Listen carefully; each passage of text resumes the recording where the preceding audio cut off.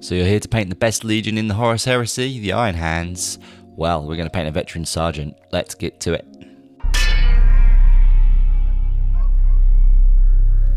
So I've been collecting and painting Iron Hands now for quite some time, pretty much since COVID, and especially since all the new plastics came out. So I needed to get some more veteran sergeants painted for an event that I went to up in Sheffield, and I thought whilst I was painting them, let's record one of those and get the process down for you guys. So we don't use any airbrushing, we don't use much contrast paint at all, we paint the old classic way. So let's get started on the black and white armour. So, black can be really difficult to paint, but we're going to try and make it as straightforward as possible here.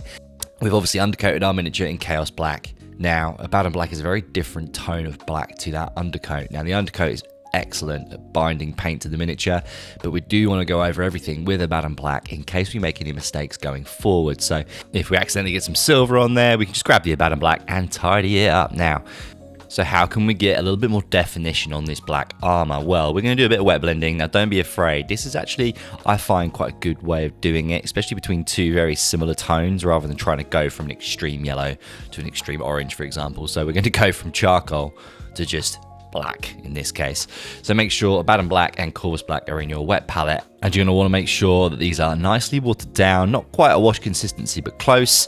Start with the Corvus Black all over the pauldron in this case, and then blend the Abaddon Black up. You'll want to do 2 coats of this on different parts of the armour. So we did the chest, the pauldrons, and the legs, and then in other areas we just used Corvus Black to add a little bit more of a highlight.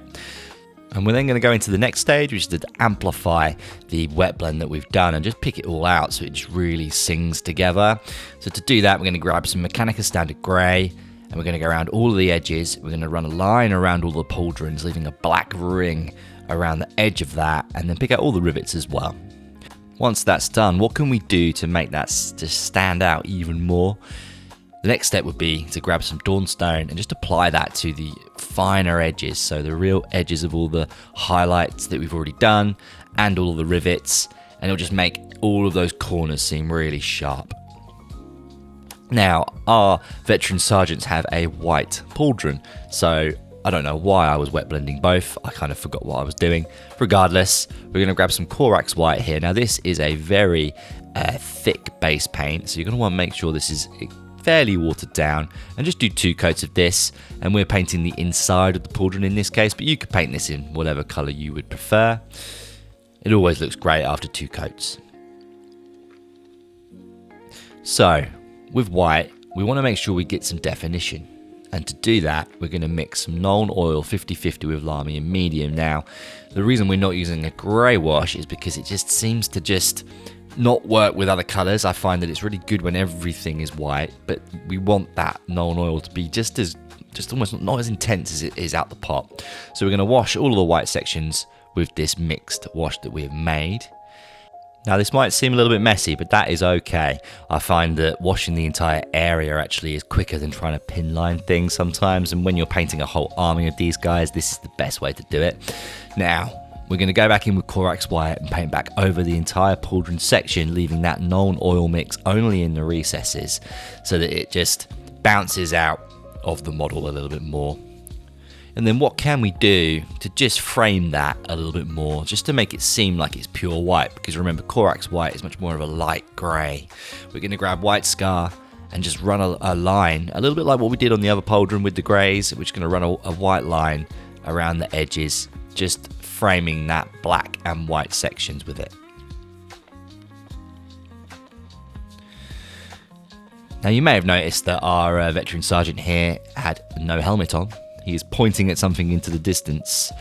So what's a good skin recipe? Well, I tend to find with Space Marines, especially these Iron Hands who are quite cold in their colour scheme, a nice warm skin tone tends to work really well. So we're going to grab some Bugman's Glow and base coat the entire face here. Now, a lot of it's hidden by his mouth guard, and he's got his hair as well, so there isn't a lot of this to paint, but 2 coats will do the trick. And then we'll need to add some definition, of course. So to do that, we'll grab some Reikland Fleshshade straight out of the pot and just carefully wash this around the skin areas, being careful not to get it onto all the black that we've already done. Now, what's the next stage to get some definition into the miniature's face? Well, we're going to get some Cadian flesh tone on a wet palette and just add some water to make it nice and thin. And we're going to start painting in the higher areas, leaving the wash only in the recesses. So this will be most of the face in this case and around the side of his head on this particular model, but it'll start to bring the miniature to life. And then the next stage to that, adding a little bit more definition, is to grab some Kislev flesh, watered down in the same fashion, and we'll start picking out the higher areas, building it up on top of that Cadian flesh tone to get more of a skin texture, rather than it being like a solid colour. And then what can we do to really make this face pop, because it's the part of the model that most people will focus on? Well, the final stage we'll tend to go for is a thin layer of flayed one flesh. Now we'll maybe water this down a bit more than the other paints, and we're just going to run this across the bridge of the nose, the eyebrows, as well as painting in maybe like a line around where the hair starts, just to bring it all back. You know, this is something you would do on your characters and your champions in most of your armies regardless. Moving on to the next stage, we're going to paint the undersuit, the leather and the hair of our miniature. So the Mark III Marines have quite a lot of armor plating, and then the undersuit is quite hidden away, but it's very obvious on the darker miniatures if it's not painted. So to give a little bit of definition between those panels, especially on these Iron Hand miniatures, we're just going to paint all of the undersuit with Dark Reaper. Now this is a layer paint, so you may need to do 2 coats of this. So painting leather parts on miniatures can sometimes be a bit difficult. There's so many different browns that you can use.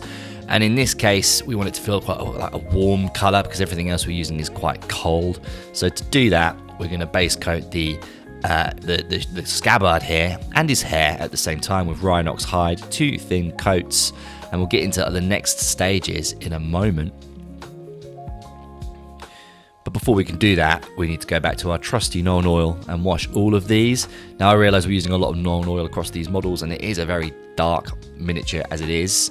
And a lot of these paints that we're using, there are no dark brown washes. It just wouldn't give us enough definition. That's what we need, is definition, and Nuln Oil gives that to us.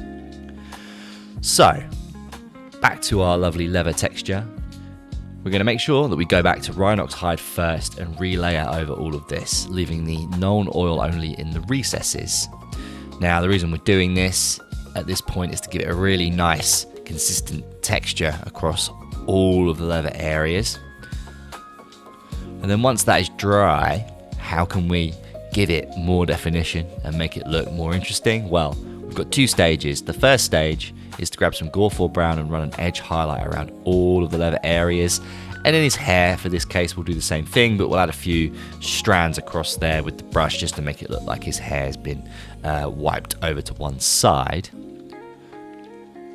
And once you're happy with your edge highlighting, go in with the Baneblade Brown and just pick out the real edges. And you can also add a few scratches and scuffs in here as well to make it look like the scabbard in this case has been beaten up whilst this Iron Hand has been on campaign.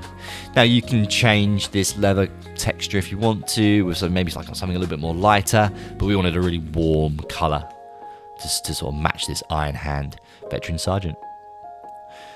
Now, how can we make that undersuit look a little bit more interesting and not just look blue? Well, now it's been washed, we can go back in with Dark Reaper and just pick out the higher areas. Now you could skip this stage if you want to, as the wash and the Dark Reaper would just look great as it is, but I'd kind of done this for a lot of the other models in my army, so I kind of had to match what I'd previously done. So then we're going to add a little bit more definition, just like with the leather, and to do that, we're going to grab Thunderhawk Blue and just pick out the edges of all of the lines that are in there. There's a lot of strapping and folds that can be picked out, and this is the time to go in there and just run the brush around all of those. Now, whilst you're painting this, you'll probably notice there's a few little, almost like staples or maybe like binding elements in here. So we just paint them with white sky to add even more intrigue and even more interest to the miniature. And a lot of this you can't see necessarily from the front, but it does look cool and it does break up all of that black armor really nicely. So it's worth taking the time, even if you just do it on a couple of your hero miniatures. So all of this time, and we have only just started painting some metal. So how do we make it more interesting painting the metal elements of this miniature? How do we give it a little bit more intrigue and variance? Well, we're going to paint different parts in different colours. So for our Iron Hand model, we're going to heretically use some Iron Warriors to paint a lot of the parts of the backpack. So that's the vents, the exhaust pipes of it, the little fan on the back, as well as the bolt gun and parts of the chain sword as well. Now, Iron Warrior is much more of a graphite colour, so it will look extremely different to the Iron Hand Steel, less heretical, which we're going to paint on the pauldron rims and pretty much everything else, all of the trim around the legs and a few other parts of the backpack, especially the two metal lines across the top, and that's going to give you a different tone of metal to work with in different places and add a little bit more interest to the miniature. We're also going to grab some Balthasar Gold and paint some of the cablings on the back. There's sort of two vents either side of the backpack that have one hanging down, and then some like a ridged one at the top as well, which you can paint in, just to add a little bit of browny red into some other areas of the model. And of course, how are we going to add some definition to all of this? Well, back to our trusty Nuln Oil, but only for the Iron Hand Steel and Iron Warrior elements in this case. So we're going to want to grab a small brush, like maybe an old brush you no longer use for painting anymore. Just use that to effectively apply the wash here, and be quite careful with it, maybe not as liberal as you've been in other parts of the miniature. And then for the Balthasar Gold sections, we're going to use Agrax Earthshade instead, because that's a nicer variance in tone. Nuln Oil will really drown this, so Agrax Earthshade is perfect for this situation. Again, be careful with your application. You don't want to drown these areas, as it will just go all over your lovely paint job. Now I hear you ask, we've got two different types of metal here. How are we going to bring them up? How are we going to give them a bit more intrigue? Well, Iron Warrior's areas we're actually going to highlight with Iron Hand Steel. So we're going to run around all of that. That includes his hand, the parts on his backpack that we painted, and we're just going to add this Iron Hand Steel to the higher areas, only leaving the Nuln Oil in the recesses. So it'll just give that variance to the Iron Hand Steel sections, where we're only going to edge highlight with Stormhost Silver. So we're now going to edge highlight all the silver elements in that colour. So you're going to run around all of this and just add it in now. And what that will do is it will give bolt gun sections and like his backpack sections a bit more definition, where it's darker in the recesses, and the Iron Hand Steel elements are going to look a little bit more rugged, oily, and just give the model a little bit more visual interest, which is what you want really. For our Balthasar Gold sections, once the wash is dry, of course, we're going to go in with Sycorax Bronze and just pick out all of the highest edges. Now this is only going to be on a few sections. This is like the pipes on the back, as well as some of the sort of more riveted piping a little bit higher up the backpack, and we also picked a few parts out on the chain sword as well. And finally, to get a little bit more definition, we're just going to use Stormhost Silver once again to pick out the higher elements of all of this. And once this is all done, you should have some pretty tasty looking metals all over this miniature. Space Marines are more often than not mostly metal elements, so this is a good little tip to get you some variance across your models so that you're not painting the same silver or gold everywhere. So we've now got to move on to a few little extra pieces to finish this guy off. So you might be painting your Mark III Space Marines and realise there are just cables everywhere, and they can be quite frustrating to paint. I like to try and get them painted in a different colour to like the metals, just so there's less silver all over these guys. So, and this is quite a quick process. We're firstly going to paint them with Mephiston Red, but you could paint them in any base colour you prefer. But in this case, 2 coats of Mephiston Red work perfectly. Just make sure you catch all of them as you work your way around the model. And once that's dry, we're going to grab Beserker Bloodshade to wash it really quickly. So you're not going to douse this. You're going to want a nice careful coat, and you only really want this washing the edges anyway, because what we'll do once that's dry is we're going to go back to the Mephiston Red and paint over the entire thing except for the real recesses. And we don't need to do anything else. We don't need to go up to an extra tone. I find that these cables just look best when they're kept monotone, in all honesty. I found in the past when I've tried to add other reds or other colours, it just starts to look almost like it's full of some kind of fluid, and that's not really the intention. So sometimes with these models, you might be asking yourself, how do we get a bit more grime in there? And of course, you could use oil washes, but in this case, I'm just going to get some Seraphim Sepia and just apply it into all of the vents, just to make it look like there's a bit of grease and grime starting to leak out of them. So we're going to step back now and paint a little bit more black, but we're going to make this a little bit different. So how can we do that? Well, we've got to paint the bolt gun casing as well as the casing on the chainsword. And then we want to do it in a different way so that it's different to the armour panels themselves. So to start, base coat all of these areas with a Abaddon black.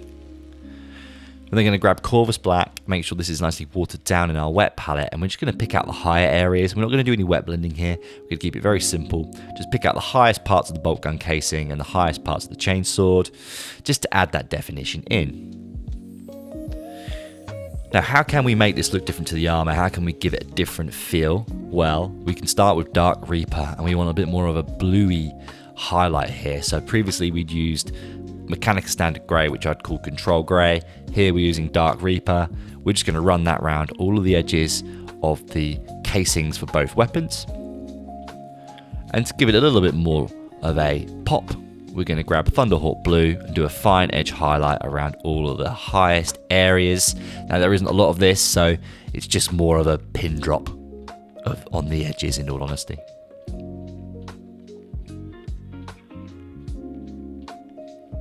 So how are we going to paint our veteran sergeant's eyes? Now, eyes, of course, can be quite a scary thing to do, especially on some models when you spent so much time on them, but here's some quick tips. What you're going to want to do is ensure that White Scar and Abaddon Black are fairly watered down on your palette. Now, you're not going to need very much of this, but you're going to want to hold the model in a line to your brush so that the eyeball is kind of parallel to it. You don't want to try and paint this in straight in, you just want to run the brush along the eyeball. And once you're happy with that finish, we're going to grab the Abaddon Black. Again, this should be fairly watered down, and we're going to want to make sure that these pupils are added so that it's looking in the same direction, and that helps massively. And remember, you can always paint back over with Bugman's Glow or paint back over with White Scar to kind of get rid of those pupils and try again, because getting the eyeballs to be looking in the same direction is a big part of the trick. And then finally, we'll grab some Iron Hand Steel and pick out some of the little latches and covers that are going across all of our piping.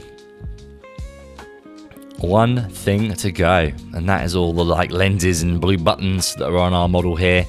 So we want a nice blue finish. Now, to achieve that, what we need to do is grab some Altdorf Guard Blue, paint all of the lenses and buttons first.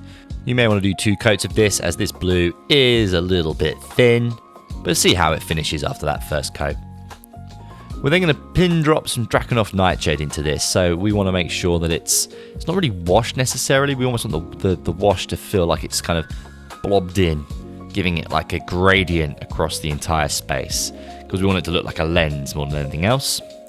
Now, how can we give it that dual look? Well, we're going to get some Lahmian Blue, and we're going to run like a crescent moon around the bottom left quadrant of each of the lenses and buttons in this case. So that's all we're going to paint. It can be quite a substantial chunk of paint, but that's all we want to do is just that bottom left quadrant. And to really make it pop even more, we'll do the same with Blue Horror, but just a little bit less. So run it around that bottom quadrant, but make sure you can still see some of that Lahmian Blue behind your fine edge highlight in this case. And then finally, we're going to grab some White Scar and paint a blob of this in the top right hand corner, just to make it look more like a lens. Now we just need to varnish and base this guy, and here's the big reveal.